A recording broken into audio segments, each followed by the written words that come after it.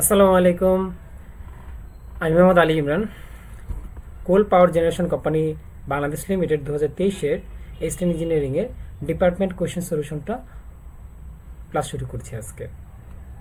আশা করি সবাই ক্লাসটা উপভোগ করবেন। প্রথমে আসেন, যে কোয়েশ্চেনটা প্রথমে এসেছে সেটা হলো a thermal power plant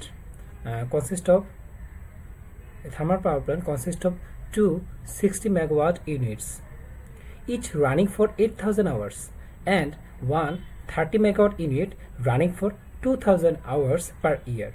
The energy produced by the plant is 876 into 10 to the power 6 kilowatt hour per year. Determine the plant load factor and plant use factor. Consider the maximum load is equal to the plant capacity. তাহলে পাওয়ার প্ল্যান্টের এই যে ইকোনমিক্সের ম্যাথগুলো solve করতে হলে আমাকে যে জিনিসটা প্রথমে বুঝতে হবে সেটা হলো লোড কার্ভ। যে লোডের সাথে টাইমের রেসপেক্টে যে কার্ভটা ড্র করা হয় সেটাকে বলা হয় লোড কার্ভ। সেটা আসলে আমাদের অনেক অ্যাপ্লিকেশন কাজে লাগে পাওয়ার প্ল্যান্টের ক্ষেত্রে, আমার অ্যানালাইসিসের ক্ষেত্রে। তো লোড কার্ভ কীভাবে ড্র করব সেটা হলো যে আমাদের লোডের সাথে টাইমের যে গ্রাফ সেটাকে বলে লোড কার্ভ। এখানে যদি আমরা হরিজন্টালি আমরা টাইম আর ভার্টিক্যালি যদি আমরা লোড কনসিডার করি তাহলে যে কার্ভটা পাওয়া যাবে সেটা হলো লোড কার্ভ। তো আমাদের পাওয়ার প্ল্যান্টে দেখা যাচ্ছে সবসময় একই পরিমাণ ইউনিট জেনারেট হয় না, কিছু সময় বেশি হয় কিছু সময় কম হয়। এই যে আনইকুয়াল ডিস্ট্রিবিউশন থাকে, সেই ডিস্ট্রিবিউশনগুলো যখন আমরা টাইমের স্পেড হিসাব করব সেই যে কার্ভের মাধ্যমে সেটা হলো লোড কার্ভের মাধ্যমে। কীভাবে করতে পারি সেটা হলো এইখানে দেওয়া আছে 60 মেগাওয়াটের ইউনিট, 60 মেগাওয়াটের ইউনিট। হ্যাঁ, তাহলে লোড কত? 60 মেগাওয়াট। আচ্ছা, 60 মেগাওয়াটের কয়টা ইউনিট আছে? দুইটা ইউনিট আছে। তাহলে 60 মেগাওয়াটের দুইটা ইউনিট, এখানে একটা ড্র করলাম 60 মেগাওয়াটের একটা ইউনিট, আরটাও 60 মেগাওয়াটের ইউনিট। যেহেতু সেম তাহলে আমাদেরকে মানে লোডটা কি সেম হচ্ছে, ভার্টিক্যালি সেম লাইন আসতেছে। রানিং ফর 8,000 আওয়ার, তাহলে 60 মেগাওয়াটের দুইটা ইউনিটই কি হচ্ছে 8,000 ঘন্টা করে চলছে, 8,000 ঘন্টা করে চলছে। এবং 30 megawatt unit running for 2,000 hours, আরটা হচ্ছে 30 মেগাওয়াট ইউনিট যেটা করতেছে হলো 2,000 ঘন্টা ধরে চলতেছে পার ইয়ার, পুরো বছরে। আচ্ছা, এখন এইখানে যে জানতে চেয়েছে হলো যে আমাদের লোড ফ্যাক্টর কত, আর বলেছে যে প্লান্ট ইউজ ফ্যাক্টর কত, plant use factor equal to কত। ঠিক আছে, তো আর আমাদের দেওয়া আছে হলো এনার্জি প্রডিউসড পার ইয়ার। এনার্জি প্রডিউসড কত দেওয়া আছে? এনার্জি প্রডিউস ই দ্বারা প্রকাশ করতে পারি যে 876 into 10 to the power 6 kilowatt hour. আমি যদি এটাকে ওয়াট আওয়ারে করতে চাই তাহলে আমাকে আবার একটা 10 কিউব গুণ করতে হবে, যেহেতু এটা কিলো ওয়াট আওয়ার। অ্যাভারেজ লোডটা হলো যে ইউনিট জেনারেটেড বাই টাইম। এবার আসেন লোড ফ্যাক্টরটা হলো যে আমাদের average load by maximum demand. একটা পাওয়ার প্ল্যান্টে সর্বোচ্চ ডিমান্ড কতটুকু সেটা হলো ম্যাক্সিমাম ডিমান্ড। ধরেন পিক আওয়ারে ডিমান্ড বেশি থাকে, পিক আওয়ারে সর্বোচ্চ যেটা পাওয়া যাবে বা সর্বোচ্চ যে ইউনিট জেনারেট হবে সর্বোচ্চ সেটা হলো ম্যাক্সিমাম ডিমান্ড। তাহলে অ্যাভারেজ লোডটা অবশ্যই ম্যাক্সিমাম ডিমান্ড থেকে কম হয়। যেহেতু অ্যাভারেজ লোডটা ম্যাক্সিমাম ডিমান্ড থেকে কম হয় তাহলে লোড ফ্যাক্টরের ভ্যালুটা কী হবে? 1 থেকে কম হবে। আচ্ছা, লোড ফ্যাক্টরটাকে আমরা কীভাবে বলতে পারি? যে ইউনিট জেনারেটেড বাই টাইম। কারণ কি আমরা অ্যাভারেজ লোড মানে কি বলতে পারি? Unit generated by time. Average load মানে ইউনিট জেনারেটেড বাই টাইম। তাহলে আমরা লোড ফ্যাক্টরটাকে কি লিখতে পারি? Energy generated by maximum demand into time বলতে পারি। কারণ এনার্জি জেনারেটেড বাই টাইমই কিন্তু অ্যাভারেজ লোড, যা আমরা একটু আগে দেখিয়েছি। এবার অ্যাভারেজ লোডটা আমরা যে টাইমের রেসপেক্ট হিসাব করেছি সেটা কত রকমভাবে হতে পারে? সেটা অনেকভাবে হতে পারে। যে আমাদের ডেইলি অ্যাভারেজ লোড হতে পারে, মান্থলি অ্যাভারেজ লোড হতে পারে এবং ইয়ারলি অ্যাভারেজ লোড হতে পারে। যখন ডেইলি অ্যাভারেজ লোড হবে তখন 24 ঘন্টা দিয়ে ভাগ করতে হবে। যদি আমরা মান্থলি অ্যাভারেজ লোড করি তখন 30 গুণ 24 মানে আওয়ার দিয়ে ভাগ করতে হবে। এবার আমরা যে গুরুত্বপূর্ণ বিষয়টা আলোচনা করবো সেটা হলো প্লান্ট ইউজ ফ্যাক্টর এবং plant capacity factor. Plant capacity factor বলতে বোঝাচ্ছে যে energy generated by plant capacity into time. মানে এখানে একটা প্লান্ট সর্বোচ্চ যতটুকু ক্যাপাসিটি ধারণ করতে পারে তার রেসপেক্টে যে ফ্যাক্টরটা সেটা হলো প্লান্ট ক্যাপাসিটি ফ্যাক্টর। মানে এখানে ধরা হয় যে পুরো প্ল্যানটা পুরো সময়টাতেই ছিল, কোনো সময় অফ ছিল না।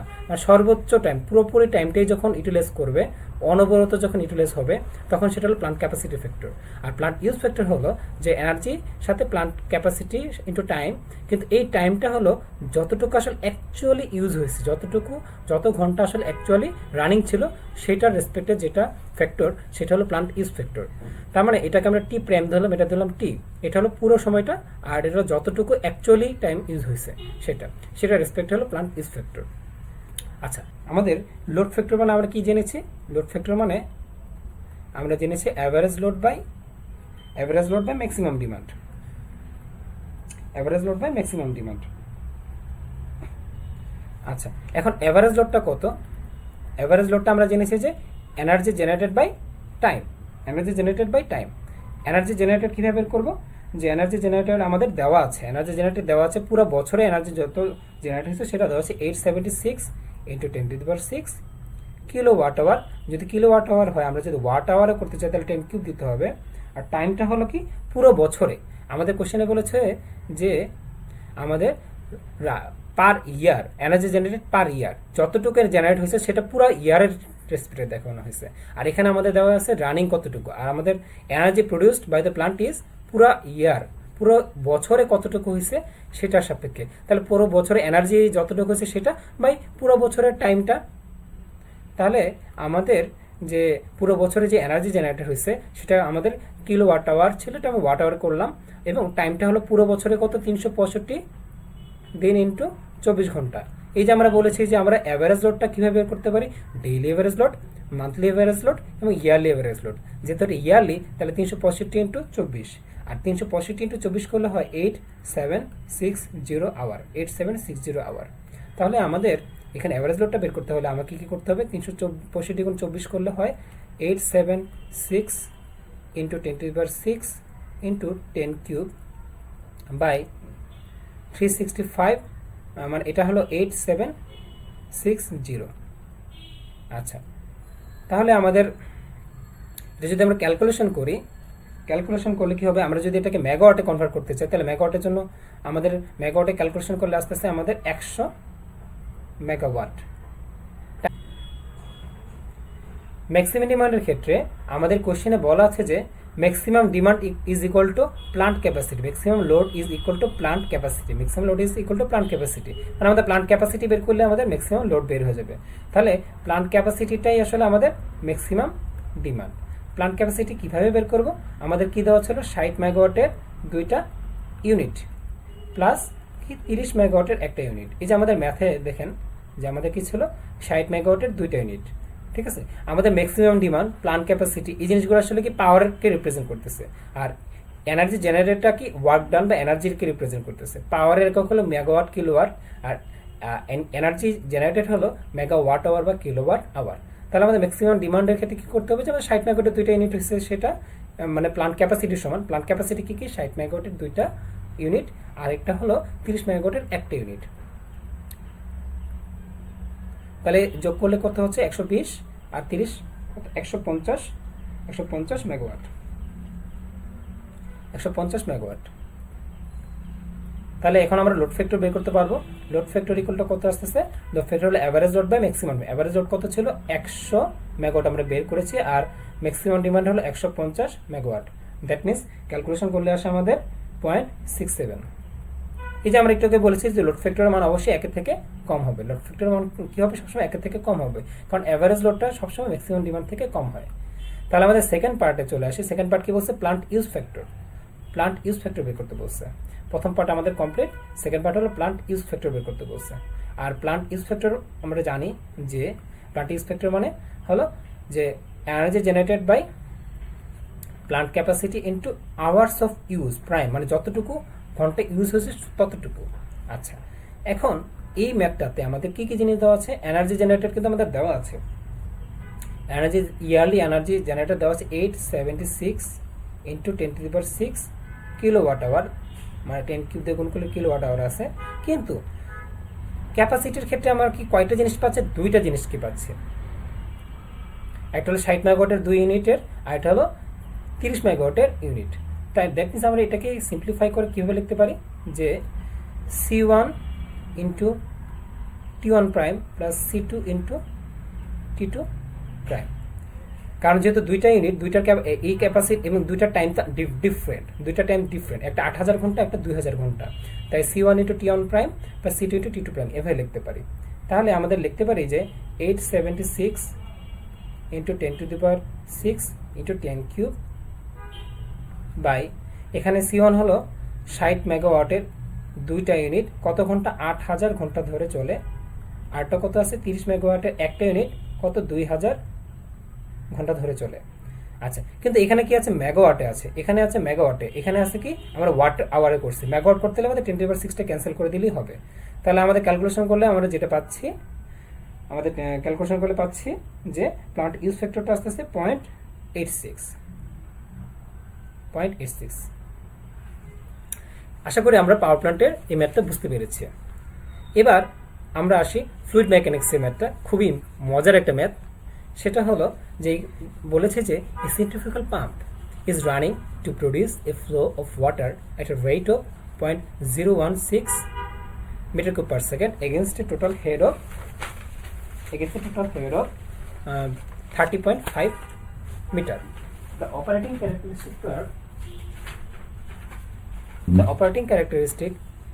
characteristic of a pump at a speed of 1430 revolution per minute and a rotor diameter of 125 millimeter is as follows. Determine the correct size of pump and its speed to produce the required head and flow. আচ্ছা, centrifugal পাম্পকে required মানে চাচ্ছে যে তারা এমন একটা flow যেখানে যেটা requirement QR বলছে, যে রিকোয়ারমেন্টটা বলছে যে এমন একটা ফ্লো লাগবে যেটা হলো 0.016 মিটার কিউব পার সেকেন্ড। আর কি বলছে যে হেড, এমন একটা হেড লাগবে যেটা হলো 30.5 মিটার হেড দিবে। এখন operating characteristic of a pump, operating characteristic যেটা দেখানো হয়েছে, অপারেটিং ক্যারেক্টারিস্টিক কার্ভ মানে অপারেটিং ক্যারেক্টারিস্টিকটা অ্যাজ ফলোস, মানে এই ছবিটার দিকে দেখতে বলছে। এই ছবিটা বুঝতে হলে আমাকে যে জিনিসটা বুঝতে হবে সেটা বিভিন্ন চাকরি পরীক্ষায় নিয়মিতই আসে, সেটা হলো pump performance curve. Pump performance কার্ভটা ভালোভাবে বুঝতে হবে। পাম্প পারফরমেন্স কার্ভটা এই ছবিটা ভালোভাবে আমি ডানে এঁকে দিচ্ছি। যে পাম্প পারফরমেন্স কার্ভটা কিভাবে করা হয় সেটার জন্য আমাদের পাম্পের 3টা কার্ভ জানা লাগে। সেটা হলো main characteristic curve, operating characteristic curve, এটা হলো constant efficiency curve. Constant efficiency কার্ভটা এখন প্রয়োজন নাই, আমরা main characteristic curve, operating characteristic curve এবং পারফরমেন্স কার্ভটা দেখব।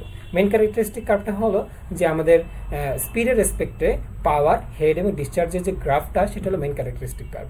আর অপারেটিং ক্যারেক্টারিস্টিক কার্ভ হলো ডিসচার্জের রেসপেক্টে যখন হেড, পাওয়ার এবং এফিসিয়েন্সিকে আমরা রিপ্রেজেন্ট করবো, সেটা হলো অপারেটিং ক্যারেক্টারিস্টিক কার্ভ। আর আমরা এখন দেখব পাম্প পারফরমেন্স কার্ভ। এটা আসলে অপারেটিং ক্যারেক্টারিস্টিক কার্ভের একটি বর্ধিত সংস্করণ, সেখানে আমরা খুব ডিটেলস সব কিছু জানতে পারবো। তাহলে আমরা ড্র করি পাম্প পারফরমেন্স কার্ভ। তো এটা ড্র করতে হলে আমাকে কী করতে হবে? এটা কিন্তু বিভিন্ন চাকরি পরীক্ষায় এসেছে, এভাবে এসেছে যে পাম্প পারফরমেন্স কার্ভটা ড্র করে বা pump typical pump characteristic curve draw করে ডিজাইন D2 পয়েন্ট বা অপারেটিং D2 পয়েন্টটা দেখাও, অথবা পিক এফিসিয়েন্সি বা ব্রেক এফিসিয়েন্সি পয়েন্টটা দেখাতে বলছে, বেস্ট এফিসিয়েন্সি পয়েন্টটা দেখাতে বলছে। তাহলে যদি ড্র করি তাহলে আমাদের এই হরিজন্টালে আসবে ডিসচার্জ বা কিউ, আর এই পাশে আসবে ভার্টিক্যাল আসবে হেড, এফিসিয়েন্সি এবং পাওয়ার। বলে রাখি হেড এবং কিউর যে গ্রাফ সেটাকে HQ কার্ভ বলা হয়। আর HQ কার্ভটা আসলে রিপ্রেজেন্ট করে পাম্পের মানে ক্যারেক্টারিস্টিক কার্ভ। মানে আমরা যখন এই HQ কার্ভ আঁকবো সেটাকে আসলে ক্যারেক্টারিস্টিক কার্ভও বলতে পারি। HQ কার্ভ মানে সেটা একটা ক্যারেক্টারিস্টিক কার্ভ। আচ্ছা, তাহলে এখন আমরা যদি প্রথমেই ড্র করি হেডের সাথে ডিসচার্জটা আমরা হেডের সাথে ডিসচার্জটা কী হয়? আসলে উপরে থেকে ডাউনওয়ার্ডের দিকে যেতে থাকে হেডের সাথে ডিসচার্জ। মানে আমাদের ডিসচার্জ বাড়তে থাকলে হেড কমতে থাকে, ডিসচার্জ কম থাকলে হেড বেশি হয়। এভাবে আমাদের কার্ভটা ড্র করতে, এটা হলো হেডের কার্ভ। এবার যদি আমরা এফিসিয়েন্সি কার্ভটা আঁকি, এফিসিয়েন্সি কার্ভটা কীরকম? এফিসিয়েন্সি কার্ভটা হলো যে প্রথমে এফিসিয়েন্সি 0 মানে কম থাকে, তারপর আস্তে আস্তে কি হয়, এফিসিয়েন্সি একটা নির্দিষ্ট ডিসচার্জের এফিসিয়েন্সি ম্যাক্সিমাম হয়, তারপর আবার ফল করতে থাকে। এটা হলো এফিসিয়েন্সি কার্ভ। এবং আরেকটা খুবই ইম্পর্টেন্ট কার্ভ লাগবে জানতে হবে, সেটা হলো সিস্টেম কার্ভ। সেটা হলো সিস্টেম কার্ভ। সিস্টেম কার্ভটা অনেক সময় জিরো লগ পয়েন্ট থেকেও আঁকা হয়, অনেক সময় একটু উপরে থেকেও আঁকা যায়। এটা হলো সিস্টেম কার্ভ। সিস্টেম কার্ভটা কি রিপ্রেজেন্ট করে, যে মিনিমাম হেড রিকোয়ার্ড, যে মানে পাম্পটাকে চালু করার জন্য মিনিমাম যে হেডটা লাগবে, মানে ক্যাভিটেশন থেকে রিমুভ করার জন্য আমাদের মিনিমাম একটা হেড অ্যাভেলেবল বা রিকোয়ার্ড লাগবে, সেই হেডটাকে বলা হয় NPSH হেড, এবং এটাকে সিস্টেম কার্ভে শো করা হয়। এবার আসেন মজার বিষয়টা হলো, আমরা যখন ম্যাক্সিমাম ইফিসিয়েন্সি পাচ্ছি কোন পয়েন্টে, আমরা এই ফিগারে ম্যাক্সিমাম ইফিসিয়েন্সি পাচ্ছি কিন্তু এই যে পিক ইফিসিয়েন্সি, এটাকে বলে ইফিসিয়েন্সি পয়েন্টের যেটা সর্বোচ্চ পয়েন্ট, সেটাকে বলে পিক ইফিসিয়েন্সি বা পিক ইফিসিয়েন্সি পয়েন্ট। এই পয়েন্টটা থেকে আমরা সব কিছু ক্যালকুলেশন করব। এই পিক ইফিসিয়েন্সি পয়েন্টকে আমরা যদি একটু নিচের দিকে বর্ধিত করি,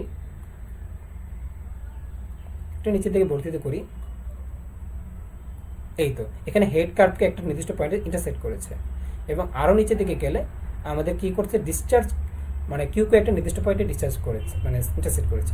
এই যে আমরা 3টা পয়েন্ট পেলাম, কার রেসপেক্টে, ম্যাক্সিমাম এফিসিয়েন্সি বা পিক এফিসিয়েন্সির রেসপেক্টে।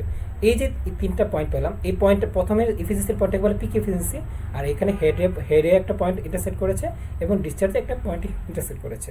এখন আমাদের এই যে 3টা পয়েন্ট, এই 3টা পয়েন্টকে কিন্তু বেস্ট এফিসিয়েন্সি পয়েন্ট বলে। এই যে এফিসিয়েন্সির হাইজ এবং হেডের যে পয়েন্টটা এবং ডিসচার্জ, মানে ম্যাক্সিমাম এফিসিয়েন্সিতে আমরা যে পয়েন্টগুলো পাই, প্রতিটা বেস্ট এফিসিয়েন্সি পয়েন্ট। এটা হলো এফিসিয়েন্সির ক্ষেত্রে বেস্ট এফিসিয়েন্সি পয়েন্ট, এবং এটা হেডের ক্ষেত্রে বেস্ট এফিসিয়েন্সি পয়েন্ট, এবং এটা হলো ডিসচার্জের ক্ষেত্রে বেস্ট এফিসিয়েন্সি পয়েন্ট। এখন আমরা যখন কোনো পাম্পকে ডিজাইন করার সময় আমরা সবসময় চিন্তা করি ম্যাক্সিমাম এফিসিয়েন্সির ক্ষেত্রে, সবসময় আমরা ম্যাক্সিমাম এফিসিয়েন্সিকে কনসিডার করি। ম্যাক্সিমাম এফিসিয়েন্সিকে কনসিডার করে আমরা যে পয়েন্টগুলো পাই, সেই পয়েন্টের জন্য আমরা যে হেডটা পাই সেটাকে ধরলাম এ, আর এই এটাকে বলা হয় যে ডিজাইন পয়েন্ট। এটাকে বলা হয় ডিজাইন পয়েন্ট। এটাকে বলা ডিজাইন পয়েন্ট। আবার এটাকে অনেক সময় কি বলে, ডিজাইন ডিউটি পয়েন্ট বলা হয়। ডিজাইন ডিউটি পয়েন্টও বলা হয়। ডিজাইন ডিউটি পয়েন্ট বলা হয়। ডিজাইন ডিউটি পয়েন্টও বলা হয়। আচ্ছা, এবার আমরা এই হেডের সাথেই আবার যখন সিস্টেম কার্ভে একটা ইন্টারসেকশন পয়েন্ট পাচ্ছি, এটাকে ধরলাম বি। এই যে বি, সেটাকে বলা হয় অপারেটিং পয়েন্ট। অপারেটিং পয়েন্টটাকে আবার বলা হয় অপারেটিং ডিউটি পয়েন্ট বা ডিউটি পয়েন্ট। শুধু ডিউটি পয়েন্টও বলা হয় বা অপারেটিং পয়েন্ট বলা হয়। আসলে এই পয়েন্টটা কেন দরকার আমাদের, এটা আসলে মানে সব কিছুকে স্যাটিসফাই করে যে পয়েন্টটা পাচ্ছি সেটা হলো এই পয়েন্টটা। কারণ আমাদের একটা এখন অ্যাভেলেবেল যে হেড, সেটার সাপেক্ষে আমাকে ক্যালকুলেশন করতে হবে। অ্যাভেলেবেল আসলে বাস্তবে যা চিন্তা করা হয় তার থেকে বাস্তবে, মানে থিওরিটিক্যালি যেটা চিন্তা করি তার থেকে বাস্তবে কিছু ডিফার করে। অ্যাকচুয়ালি যেটা পাচ্ছে সেটা হলো অপারেটিং পয়েন্ট, আর এই অপারেটিং পয়েন্টটা হলো বি পয়েন্টে দেখানো হয়েছে। তাহলে আমরা ম্যাথে ফিরে যাই। এখানে মূলত একটা HQ কার্ভ দেওয়া হয়েছে, যে এটা HQ কার্ভ, এটা আসলে একটা ক্যারেক্টারিস্টিক কার্ভ। এখানেও আমাদের কি করতে হবে, যে এখানে আমাদের একটা হেডের কার্ভ দেওয়া হয়েছে, আর এখানে কি দেওয়া হয়েছে, ইফিসিয়েন্সির কার্ভ। হ্যাঁ, ইফিসিয়েন্সির হাইস্ট ইফিসিয়েন্সি থেকে যখন আমরা নিচের দিকে বর্ধিত করবো, তখন এখন হেডের মধ্যে যে পয়েন্টটা পাচ্ছি এবং ডিসচার্জের মধ্যে যে পয়েন্টগুলো পাচ্ছি, সেগুলো হলো বেস্ট এফিসিয়েন্সি পয়েন্ট। সেটা হলো বেস্ট এফিসিয়েন্সি পয়েন্টে পাচ্ছি। আর বেস্ট এফিসিয়েন্সি পয়েন্টে আমরা ফিগারে কি পাচ্ছি, বেস্ট এফিসিয়েন্সি পয়েন্টে আমাদের কি পাচ্ছি দেখেন তো, এ পয়েন্টটা পাচ্ছি। আর এ পয়েন্টের রেসপেক্টে আমাদের একটা হেড পাচ্ছে, সেটা হলো HA, সেটা হলো 65 মিটার। আর এই পয়েন্টের ক্ষেত্রে রেসপেক্টে আমরা একটা ডিসচার্জ পাচ্ছি, সেটা হলো QA, সেটা হলো পাচ্ছি আমরা 0.036 মিটার কিউব পার সেকেন্ড।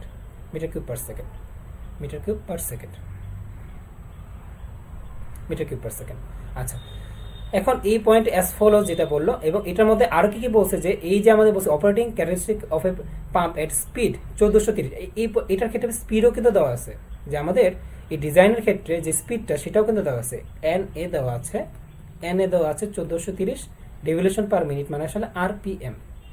আর কি দেওয়া আছে, এই যে এস ফলোস হিসেবে ডায়ামিটারটাও দেওয়া আছে, ডায়ামিটারটা ডিএ দেওয়া আছে হলো আমাদের 125 মিলিমিটার।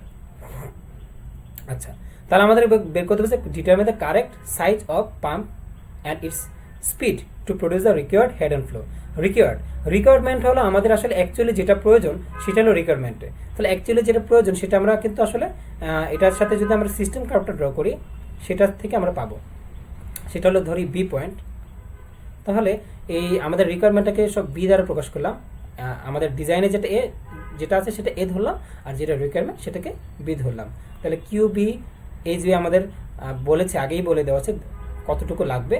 আর কি বলছে যে এর মধ্যে কারেক্ট সাইজ বলতে ডায়ামিটারকে বোঝাচ্ছে যে ডিবি ইকুয়াল টু হোয়াট, এবং speed NB equal to what. তাহলে এখন এই ম্যাথগুলো সলিউশন করার জন্য আমাদের জিওমেট্রিক্যালি সিমিলার পাম্পস এবং টারবাইনের ফর্মুলাগুলো জানা লাগবে। জিওমেট্রিক্যালি সিমিলার পাম্প এবং টারবাইনের যে ফর্মুলাগুলো এবং স্পেসিফিক স্পিডের যে ফর্মুলাটা সেটা জানতে হবে। তার আগে আমরা মেইন ক্যারেক্টারিস্টিক কার্ভটা দেখি। মেইন ক্যারেক্টারিস্টিক কার্ভটা কি বলতেছে যে head proportional to Q proportional to N, মানে এটা ওয়াই ইকুয়াল টু এক্স এর সমীকরণের মতো, মানে একটা স্ট্রেট লাইনের মতো। আবার H proportional to N square, মানে এটা Y equal to X square সমীকরণের মতো। আর কি বলতেছে Q P proportional to N cube, মানে ওয়াই ইকুয়াল টু এক্স কিউবের গ্রাফের মতো, আমরা ক্যালকুলাসে গ্রাফ করেছি সেটার মতন একটা। তাহলে এই জিনিসটা দিয়ে আমরা কিন্তু মানে ফর্মুলাগুলো ডিরাইভ করতে পারি যে Q proportional to N, H proportional to N square এবং P proportional to N cube. আর ডায়ামিটার ক্ষেত্রে একটু মনে রাখতে হবে, ডায়ামিটার ক্ষেত্রে Q proportional to D cube, এটা আসলে ডিরাইভ করা যায় H proportional to D square এবং P proportional to D to the power 5।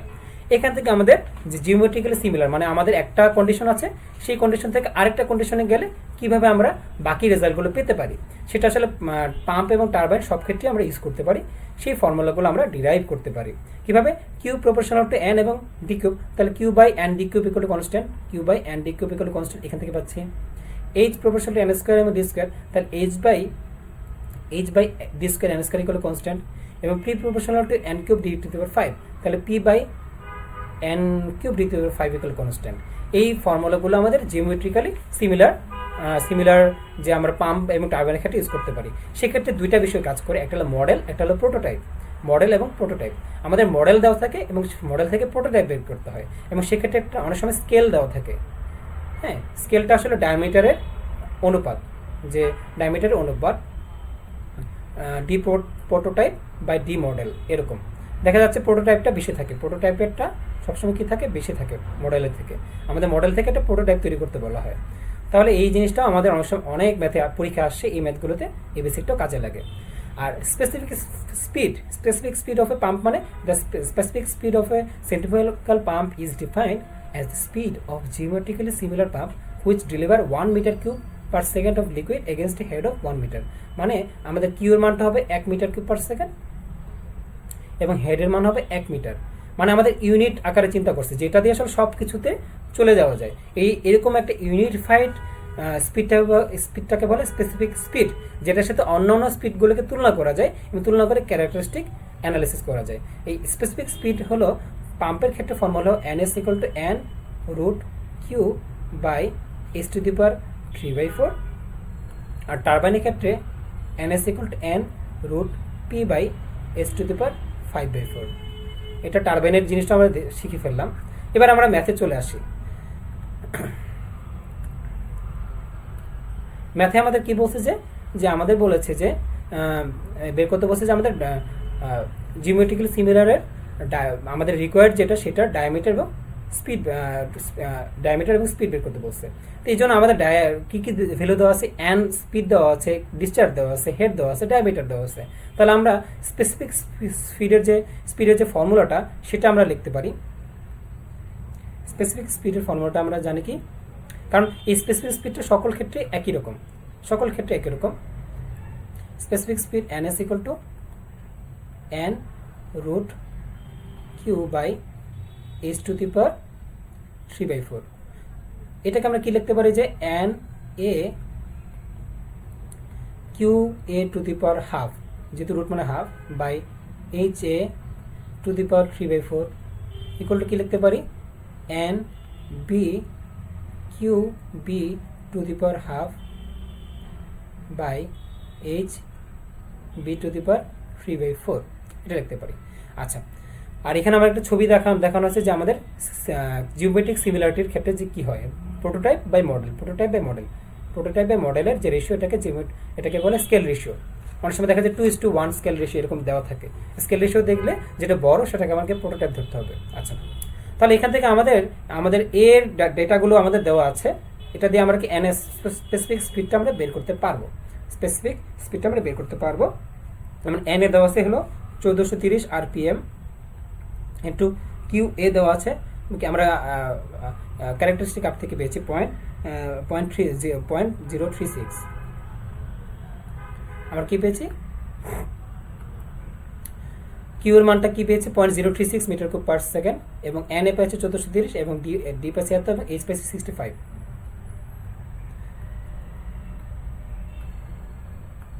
তাহলে আমাদের 0.036 to the power half by H হলো 65 টু দি পাওয়ার 3/4, আমরা বসিয়ে হলে পাচ্ছে 11.85। এটা হলো স্পেসিফিক স্পিড, স্পেসিফিক স্পিড। এই স্পেসিফিক স্পিডটা তো আবার জিওমেট্রিক্যাল সিমিলার আরেকটা যে কন্ডিশন সেক্ষেত্রেও একই হবে, কারণ এটা ইউনিট, এর সব ক্ষেত্রে প্রযোজ্য। এখন আমরা এই স্পেসিফিক স্পিডের মানটা আবার এখানে বসাই দিলে আমরা কিন্তু এনবিটাও পেয়ে যাবো, এখান থেকে আমরা এনবিটাও পেয়ে যাবো। এনবির মানটা কত আসে আমাদের, এভাবে বসালে আমাদের এনবির মানটা হবে 126 RPM। একইভাবে এখন আমরা জিওমেট্রিক্যালি সিমিলার যে পাম্প এবং টারবাইনের যে ফর্মুলা, সেখান থেকে আমরা কি পাই, আমাদের আরেকটা জিনিস লাগবে, সেটা হলো ডায়ামিটার ক্ষেত্রে আমাদের কোন ফর্মুলাটা ইউজ করবো, এখানে ডায়ামিটারের ক্ষেত্রে কোনটা ইউজ করবো, ডায়ামিটারের ক্ষেত্রে আমরা ইউজ করবো h/d²n², কারণ আমাদের হেড দেওয়া আছে, স্পিড পেয়ে গেছি, ডায়ামিটারটা বের করতে হবে, দুইটার একটা ডায়ামিটার দেওয়া আছে, একটা ডায়ামিটার বের করতে পারবো। তাহলে আমরা আমাদের গিভেন ডেটার সাথে ফর্মুলা অ্যানালাইসিস করে আমরা বের করতে পারবো আসলে কোন ফর্মুলাটা ইউজ করতে হবে। তাহলে আমরা কি বলতে পারি যে H A by N A square B A square equal to H B by N B square DB square. এই ফর্মুলা থেকে আমরা ডিবির মানটা বের করতে পারবো, সেটা আসতেছে 101 মিলিমিটার। That's it. এবার আমরা 3 নম্বর কোশ্চেনে যাই, সেটা বলছে a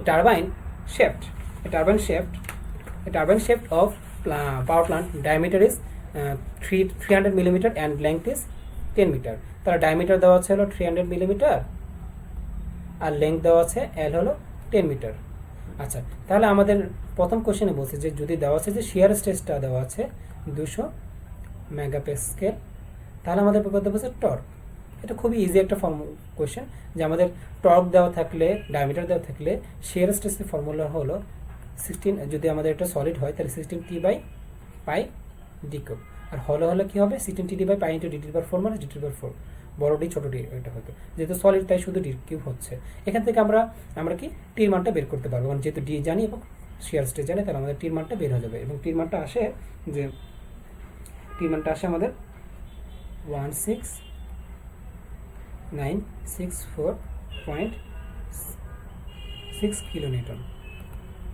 আচ্ছা, 2 নম্বর পয়েন্টে বলছে যে if flexural stress is 200 megapascal then find the determine the bending moment। flexural স্ট্রেসটা আসলে দেওয়া আছে সিগমা ইকুয়াল টু কি দেওয়া আছে যে 200 মেগাপ্যাসকেল। হ্যাঁ, তাহলে বলছে বেন্ডিং মোমেন্ট বের করতে বলছে। আচ্ছা, ফ্লেক্সুরাল স্ট্রেসটা আসলে কি হয়, ফ্লেক্সুরাল স্ট্রেসটা আসলে বেন্ডিং স্ট্রেস বা ফ্লেক্সুরাল স্ট্রেস একই কথা, সেগুলো আসলে এক্সিয়াল, কম্প্রেসিভ বা টেনসাইল স্ট্রেসের কারণেই কিন্তু আমাদের হয়। তার মানে ফ্লেক্সুরাল স্ট্রেস এটা one kind of normal stress. আচ্ছা, তাহলে আমাদের ফ্লেক্সুরাল স্ট্রেসের ক্ষেত্রে ফর্মুলা কি, sigma equal to M Y by I অথবা এম সি ওভার আই ওয়াইকে অনেক সময় সিও বলা হয়। এমটা হলো মোমেন্ট, আই হলো মোমেন্ট অফ ইনার্শিয়া, আর ওয়াইটা হলো নিউট্রাল অ্যাক্সিস থেকে সিজি পর্যন্ত দূরত্বটা। নিউট্রাল অ্যাক্সিস থেকে সিজি পর্যন্ত দূরত্ব। তাহলে এখন এই ম্যাথটাতে আমরা কি পাচ্ছি, একটা শেপ, রাউন্ড শেপ পেয়েছে, সেটার আমাদের স্ট্রেস দেওয়া আছে, মোমেন্ট আমাদেরকে বের করতে হবে। আর ওয়াই মানে কি হলো, যদি আমরা একটা সার্কেল চিন্তা করি, সেন্টার থেকে ডায়ামিটার পর্যন্ত দূরত্ব হলো কি হবে, d/2 হবে, সিজিটা হচ্ছে d/2। আর আই মানে সার্কেলের ক্ষেত্রে πd⁴/64।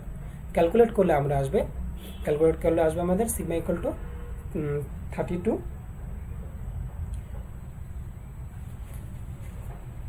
ক্যালকুলেট করলে আমাদের কি আসবে 32m/πd³।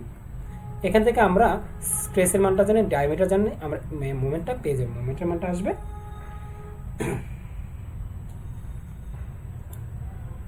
530,143.7 Newton metre. এবার আমরা সবচেয়ে ইন্টারেস্টিং পার্ট হলো, if both shear and flexible stress act on same point then determine maximum shear stress. যদি আমাদের শিয়ার এবং ফ্লেক্সিবল স্ট্রেস একই পয়েন্টে কাজ করে, তাহলে আমাদের কি হবে? তার মানে বলছে যে একটা প্লেনে আমাদের কি বলছে যে শিয়ার স্ট্রেস এবং বেন্ডিং স্ট্রেস দুটোই কাজ করবে। আগে বলেছি বেন্ডিং স্ট্রেস বা ফ্লেক্সিবল স্ট্রেস এক প্রকার নর্মাল স্ট্রেস, আর সাথে যদি শিয়ার স্ট্রেসও একই সাথে কাজ করে তাহলে কি হবে? নর্মাল স্ট্রেস এবং শিয়ার একসাথে কাজ করলে আমাদের যেই জিনিস দিয়ে কাজ এটাকে অ্যানালাইসিস করতে হয় সেটা হলো মোর সার্কেল দিয়ে অ্যানালাইসিস করতে হয়। মোর সার্কেলের ক্ষেত্রে আমরা ম্যাক্সিমাম টাউ ম্যাক্স পেয়েছিলাম, ফর্মুলা পেয়েছিলাম যে √/σx - σy/2 হোল স্কয়ার। আমার মোর সার্কেলের ভিডিওতে এটা ডিটেলস দেখতে পাবেন কিভাবে ফর্মুলাটা এসেছে, plus tau xy whole square. তাহলে কিন্তু মোর সার্কেলে যেটা পেয়েছিলাম সেটা হলো আমাদের 2 ডাইমেনশনাল ছিল, হ্যাঁ, দুইটা তল ছিল। এখানে একটা সিগমা এক্স ছিল, হ্যাঁ, আবার এখানে একটা সিগমা এক্স ছিল, আবার এখানে একটা সিগমা ওয়াই ছিল, আর এখানে একটা ছিল শিয়ার স্ট্রেস। তাহলে কিন্তু এখানে তো আমার দ্বিতীয় তলটা নাই, তার মানে সিগমা ওয়াইটা 0। তাহলে আমাদের লিখতে পারি √σx/2 whole square plus tau square. Sigma X এর মানটা কত? সিগমা এক্স মানে 200/2 হোল স্কয়ার, আর টাউ হলো 200, মানে শিয়ার স্ট্রেসটা 200 স্কয়ার। আর তার ম্যাক্সিমাম শিয়ার স্ট্রেসটা পাবো এখান থেকে ক্যালকুলেট করে, যেটা পাবো সেটা হলো ম্যাক্সিমাম শিয়ার স্ট্রেস, সেটা হলো 223.60 মেগাপাস্কেল। তার মানে যখন আমাদের কম্বাইন্ড নর্মাল এবং শিয়ার স্ট্রেস কম্বাইন্ড থাকবে তখন আমাদের মোর সার্কেল দিয়ে অ্যানালাইসিস করতে হবে। আর মোর সার্কেলের ম্যাক্সিমাম স্ট্রেসের ফর্মুলাটা আমরা এখান থেকে ডিরাইভ করছি, যেটা আমাদের ভিডিওতে আছে। এবার 4 নম্বর কোয়েশ্চেন। 4 নম্বর কোয়েশ্চেনটা বলছে for an ওয়াইলার্স column critical load applied 4 kilonewton and it's radius of gyration. মানে ক্রিটিক্যাল লোড একটা দেওয়া আছে, পি ক্রিটিক্যাল 1 দেওয়া আছে হলো 4 কিলোনিউটন, হ্যাঁ, আর রেডিয়াস অফ জাইরেশন দেওয়া আছে K1 ইকুয়াল দেওয়া আছে 100 মিলিমিটার, এবং if another columns of radius of gyration is 50 millimetre. আরেকটা কলাম, মানে একটা কলামের এটা কন্ডিশন দেওয়া হলো, এখন আরেকটা কলামের K2 দেওয়া আছে হলো 50 মিলিমিটার রেডিয়াস অফ জাইরেশন। এখন বলছে what will be is critical load. তার মানে P ক্রিটিক্যাল 2 মানে দ্বিতীয় কলামের ক্রিটিক্যাল লোডটা কত হবে সেটা বের করতে বলছে। আচ্ছা, এখন কলামের বেসিকটা একটু দেখি। কলামের ক্ষেত্রে আমাদের বিভিন্ন রকম এন্ড কন্ডিশন থাকে, হ্যাঁ। তো এন্ড কন্ডিশনগুলো আমাদের 4টা এন্ড কন্ডিশন আছে, যে 1 এন্ড ফিক্সড, 1 এন্ড ফ্রি। এই যে এখানে একটা এন্ড ফিক্সড, এই যে এটা ফিক্সড, আর আরেকটা এন্ড হলো ফ্রি, মুক্তভাবে আছে। সেক্ষেত্রে কলামের ক্ষেত্রে একটা ইফেক্টিভ লেন্থের একটা বিষয় আছে। ইফেক্টিভ লেন্থ হবে 2L। আমাদের যে লেন্থটা দেওয়া থাকবে সেখান থেকে ইফেক্টিভ লেন্থটা হবে, মানে কলামের যে লেন্থটা অরিজিনালি থাকে L, সেটা যখন এই কন্ডিশন আসবে তখন ইফেক্টিভ লেন্থ L-টা কি হবে সেটা বিভিন্ন কন্ডিশনে দেওয়া হয়েছে। যখন L = 2L হবে, যখন বোথ এন্ড পিন হবে বা পিন বা হিঞ্জড, একই কথা, এখানে পিন বা হিঞ্জড, এখানে পিন বা হিঞ্জড, তখন কিন্তু ইফেক্টিভ লেন্থটা L = L থাকবে। আর যখন 1 end fixed and other end pin থাকবে, এই যে এ এন্ডটা ফিক্সড আর এ এন্ডটা যখন পিন বা হিঞ্জ থাকবে তখন হবে L = 0.7L। আর যখন বোথ এন্ড ফিক্সড হবে, এই যে এখানেও ফিক্সড এখানেও ফিক্সড, বোথ এন্ড ফিক্সড হবে, তখন L = 0.5L বা হাফ L, অর্ধেক হয়ে যাবে। কিন্তু এই কন্ডিশনগুলো এখানে কিন্তু খাটছে না, এখানে কিন্তু কোনো কন্ডিশন বলাই নেই। ফর অ্যান অয়েলার কলাম বলা আছে, বলে নেই both in fixed, one in pin, fixed free, এগুলো কিছুই বলা নেই। আর বলা নাই কারণ হলো এখানে বলা আছে what will be the critical applied load if others criteria is unchange. যদি বলাও থাকতো মানে দুইটার ক্ষেত্রে একই হবে। আচ্ছা, এক্ষেত্রে আমাদের বোঝার বিষয়টা হলো যে আমাদের কলামের ক্ষেত্রে যে ক্রিটিক্যাল লোডের ফর্মুলাটা কি? ক্রিটিক্যাল লোডের ফর্মুলাটা হলো pi square EI by L square, মানে ইফেক্টিভ লেন্থের স্কোয়ার। এখন আমাদের কন্ডিশন যদি দুইটাই সেম থাকে, হ্যাঁ, তাহলে আমাদের তো এটার সব কিছু আনচেঞ্জ থাকে, তাহলে আমরা যদি একটার সাথে একটা তুলনা করি তখন কিন্তু কেটে যাবে, ভাগ করলে একই জিনিস হলে কিন্তু কেটে যায়। পি ক্রিটিক্যাল 1 পি ক্রিটিক্যাল 2 আমরা যদি ভাগ করি, হ্যাঁ, ইকুয়াল টু কি আসবে? এটা by pi square EI by L square. যদি আমাদের দুইটাই একই রকম কলাম হয় তাহলে তো ইফেক্টিভ লেন্থ এটা যা থাকবে এটা যা থাকবে, আনচেঞ্জ থাকলে এটা কেটে যাচ্ছে, পাই স্কোয়ার কেটে যাচ্ছে, ই কেটে যাচ্ছে, অনলি থাকতেছে আই, অনলি আইটা থাকতেছে। কেন আই থাকতেছে? কারণটা হলো আমাদের আই ইকুয়াল টু কি? আমরা জানি K radius of gyration K equal to √ I by A. তাহলে এখান থেকে আমরা পাচ্ছি I equal to A K square, I equal to A K square পাচ্ছি। কিন্তু আমাদের এখানে কিন্তু অলরেডি দেওয়া আছে যে রেডিয়াস অফ জাইরেশনটা চেঞ্জ, যে রেডিয়াস অফ জাইরেশন একটার 100 আর একটা 50। তার মানে আমাদের শুধু চেঞ্জ হচ্ছে কেটা। তাহলে কেটা কার মধ্যে আছে? আইয়ের মধ্যে আছে, তাহলে এই আইটাই শুধু চেঞ্জ হবে। তার মানে P critical 1 by P critical 2 column 1 এর ক্রিটিক্যাল লোড বাই কলাম 2 এর critical load equal to I 1 by I 2 বলতে পারি, হ্যাঁ। আর আই 1 মানে A K 1 square by A K 2 square. এখানে যেহেতু সকল কিছু আনচেঞ্জ বলছে, শুধুমাত্র রেডিয়াস অফ জাইরেশন বাদ দিতে, মানে এটাও কেটে যাবে। তার মানে কে 1 স্কোয়ার বাই কে 2 স্কোয়ার। কে 1 মানে কত? 100 স্কোয়ার। আর কে 2 মানে কত? কে 2 মানে হলো আমাদের হলো 50 স্কোয়ার। আর এখন এখান থেকে আমাদের পি ক্রিটিক্যাল 1 দেওয়া আছে 4 কিলোনিউটন, পি ক্রিটিক্যাল 2টা আমরা বের করতে হবে। আমরা সব কিছু জানি, তাহলে পি ক্রিটিক্যাল 2টা বের হয়ে যাবে। তাহলে পি ক্রিটিক্যাল 2টা আসতে আসতে আমাদের 1 কিলোনিউটন। এবার আমরা নেক্সট কোশ্চেন আসি 4 বি বলছে যে draw the shear stress and torsional shear stress curve for a spring given below. এটা আসলে স্প্রিং এর ক্ষেত্রে কি আমাদের যে ওয়্যারের যে ডায়ামিটার, ওয়্যারের যে সার্কেল সেটা টরশনাল শিয়ার স্ট্রেসের কার্ভটা বের করতে বলছে। শিয়ার স্ট্রেস কার্ভ এবং টরশনাল শিয়ার স্ট্রেস কার্ভ, এটা যদি একটা সার্কেল চিন্তা করি, যখন শিয়ার স্ট্রেস হবে ডিরেক্ট শিয়ার স্ট্রেস, তখন কিন্তু আমাদের কি একটা ডিরেক্ট শিয়ার স্ট্রেসটা ডিরেক্ট শুধু আমাদের সিম্পলি ইউনিফর্ম হবে। কিন্তু যখন টরশনাল হবে তখন টুইস্ট হবে, সমান এবং বিপরীতভাবে হবে। তাহলে একটা সাইড যদি একদিকে কার্ভ বেঁকে যায় তাহলে আরেকটা অপোজিট দিকে বেঁকে যাবে। তাহলে আশা করি এই জিনিসটা পারবেন, এটা খুব ইজি। টরশনাল শিয়ার স্ট্রেসটা বেঁকে যাবে, যে টুইস্ট করা হয়েছে এর জন্য। এবার আসেন খুব ইম্পর্টেন্ট একটা সলিউশন, সেটা হলো সেকশনাল ড্রয়িং। আমাদের এখানে বলছে যে draw front sectional view of the following object.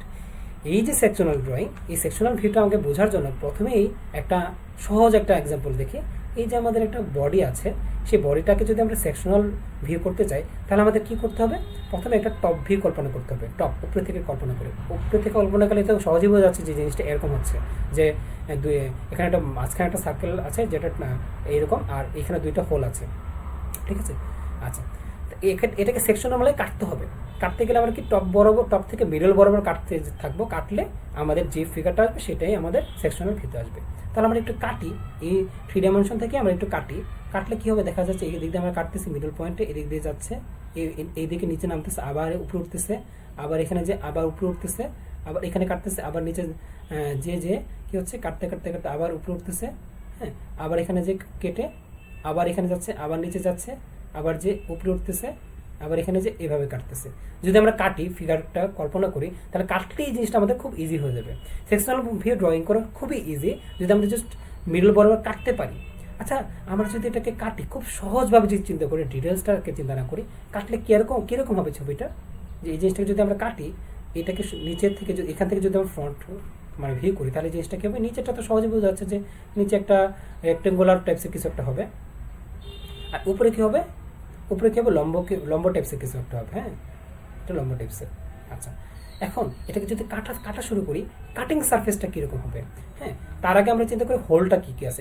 দেখেন এখানে একটা হোল আছে, আর এইখানে কি আছে, মিডল বরাবর এই হোলটা নিচ পর্যন্ত আছে। আবার এখানে একটা হোল আছে। একটা মজার বিষয়, এখানে কোনো হিডেন লাইন আসবে না। কেন হিডেন লাইন আসবে না? কারণ হলো যখন সেকশন করতেছি আমি তো দেখে ফেলতেছি, সেকশন যখন আমি কাটতেছি তখন কিন্তু আর হিডেন থাকতেছে না, সবই ভিজিবল হয়ে যাচ্ছে, সবই কিন্তু ভিজিবল হয়ে যাচ্ছে। তাহলে আমরা সিম্পলি যদি চিন্তা করি,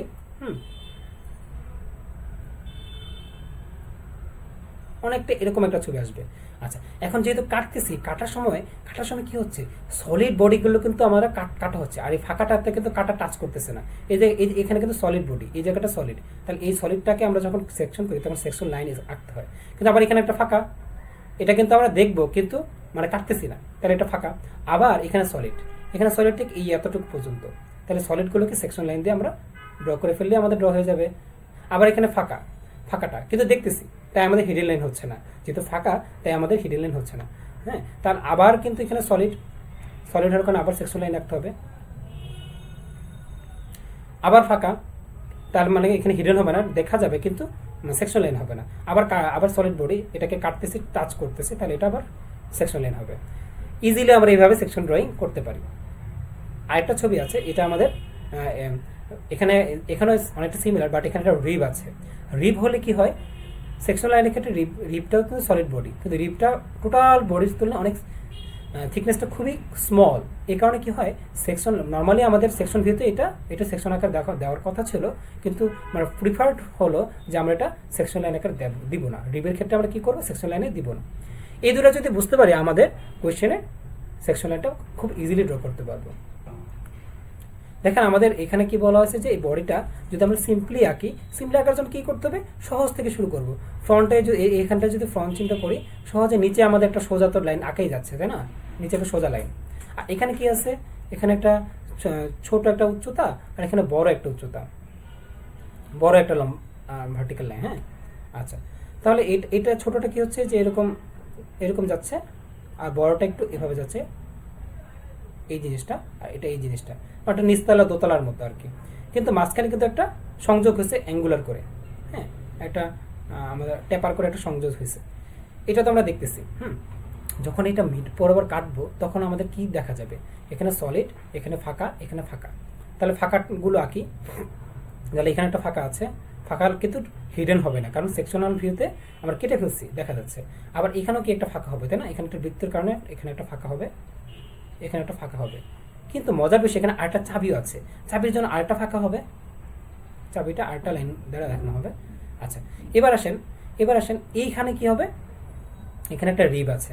আমরা আগেই বলেছি রিবের ক্ষেত্রে যে আমাদের সেকশনাল ভিউতেও দেখা যাবে কাটার কথা, কিন্তু এটা আমরা কিন্তু এটা মানে সেকশন লাইন দিয়ে দেখাবো না। তারপরে এখন সলিড জিনিসকে আমরা যদি সেকশন লাইন দিয়ে আঁকতে থাকি তাহলে কিন্তু ড্রয়িংটা হয়ে যাবে। সলিড জিনিসকে আমরা সেকশন লাইন দিয়ে আঁকতে থাকি, এখানেও সলিড, বাট এখানেও সেকশন লাইন হওয়ার কথা ছিল, এটাও কিন্তু সলিড, বাট রিবের ক্ষেত্রে প্রিফারেবল হলো আমরা সেকশন লাইন দিব না। এই যে দেখেন আমাদের আরেকটা বিষয় হলো সেন্টার যখনই একটা সার্কুলার থাকবে তখন সেন্টার লাইনটা এঁকে ফেলতে হবে, সেন্টার লাইনটা এঁকে ফেলতে হবে, যেটা এখানেও আছে, এখানেও সেন্টার লাইনটা আঁকতে হবে, সার্কেলের ক্ষেত্রে সেন্টার লাইনটা ড্র করতে হবে, এখানেও আছে সেন্টার লাইনটা ড্র করতে হবে। তাহলে আমরা সেকশনাল ভিউ আঁকা শিখে গেছি। আশা করি আপনারা এই ভিডিওটা দেখলে অনেক উপকৃত হবেন। আসসালামু আলাইকুম।